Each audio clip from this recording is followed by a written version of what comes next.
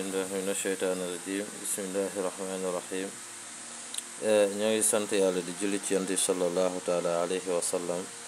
di nuyu mbokku internet yëpp macha allah di amaan mbégte ñëw ànd ak teg yéen ci suñu chaîne bi macha allah di ñaan ñi abonné wul nañu abonné te ñuy bu ñu seetaanee vidéo yi nañ koy aimé loolu rek lañ leen di ñaan ñu koy aimé incha allahu rabbi loolu moom rek lañ leen di ñaan macha allah te ñu partagé ko dimbali ci jaamu yàlla yi. vidéo bi ñu indi tey nag moo ngi dox ci wàllu maanaam ut mbooloo koo xam ne commerçant nga wala sëñ daara nga wala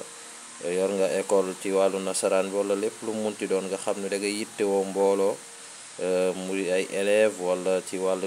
njaay mi ngay def nga yittewoo ci mbooloo ay client incha allah secret bi boo ko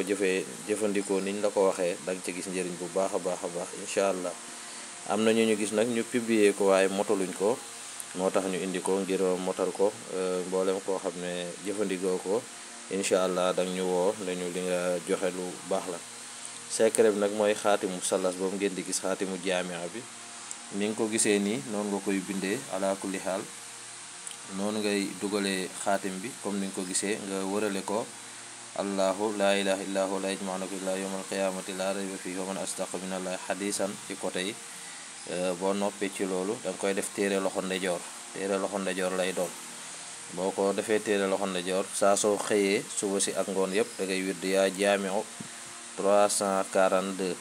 boo nga tegaat ci aaya boobu allahu la ilaha illa huwa la yajma'unakum ila yawmal qiyamati la rayba fihi wa man asdaqu minallahi hadisan 342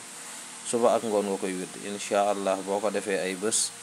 da nga gis changement bu baax a baax ci liggéey bi nga xam ne yaa ngi ci yittewoo ci mbooloo bu baax a baax nga di borom atelier wala commerçant borom magasin wala borom boutique wala sax da ngay jaay table wala ngay sëriñ daara sama mbokku sëñ daara yi macha allah boolem ku ko jëfandikoo da nga ci gis tawfiq salaamaaleykum wa rahmatullahi taala wa barakaatu.